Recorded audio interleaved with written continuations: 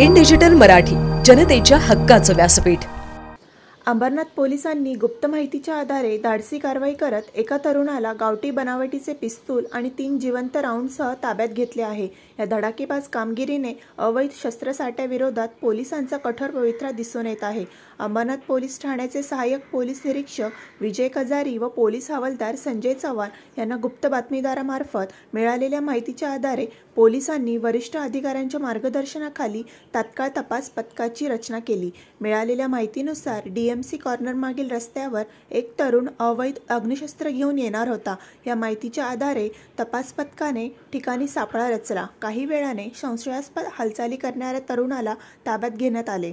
ताब्यात घेतलेल्या तरुणाचे नाव प्रथमेश उर्फ लकी सुधाकर लोंढे, वय 19 वर्ष, राहणार भीमनगर, कांसई रोड, अंबरनाथ पूर्व असल्याचे समजले। पंचासमक्ष त्याची अंगझडती घेतल्यावर गावठी बनावटीचे स्टीलचे पिस्तूल व 3 जिवंत राऊंड जप्त करण्यात आले। सदर कारवाई अपर पोलीस आयुक्त संजय जाधव, उपआयुक्त सचिन गोरे आणि सहाय्यक पोलीस आयुक्त शैलेश काळे यांच्या मार्गदर्शनाखाली वपोनी बालाजी पांढरे, पोनी किशोर शिंदे, सपोनी विजय कजारी, पोलीस हवालदार संजय चव्हाण, हेमंत पाटील, मुरलीधर गवळी व मंगेश सूर्यवंशी यांनी केली। या प्रकरणी अंबरनाथ पोलीस ठाण्यात भारतीय शस्त्र अधिनियमांच्या कलम अंतर्गत गुन्हा दाखल करण्यात आला आहे। आरोपीला पोलीस कोठडीत ठेवून पुढील चौकशी सुरू आहे। नमस्कार। आज रोजी अंबरनाथ पोलीस स्टेशन येथे एक अग्निशस्त्र एका आरोपीसहित पकडण्यात आलेला आहे।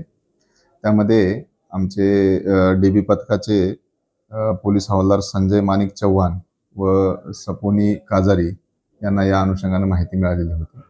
या आरोपीच्या बाबतीत आम्ही बऱ्याच दिवसापासून त्याच्यावर सापळा रचण्याचा प्रयत्न करत होतो आणि आम्हाला रात्री माहिती मिळाली की सदरचा व्यक्ती हा शस्त्रासह बंद पडलेल्या डीएमसी कंपनीच्या इकडे येणार आहे आणि तिथून आम्ही त्याला ताब्यात घेतलेला। एक गावठी पिस्टल तयार केलेला आहे आणि त्यासोबत 3 राऊंड आहेत।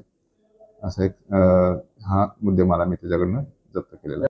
अंबरनाथ डिव्हिजनमध्ये आणि पूर्ण ठाणे शहर आयुक्तालयामध्ये अवैध शस्त्र आणि जे अंमली पदार्थ आहेत या अनुषंगानं कंटिन्युअसली कारवाया चालू आहेत।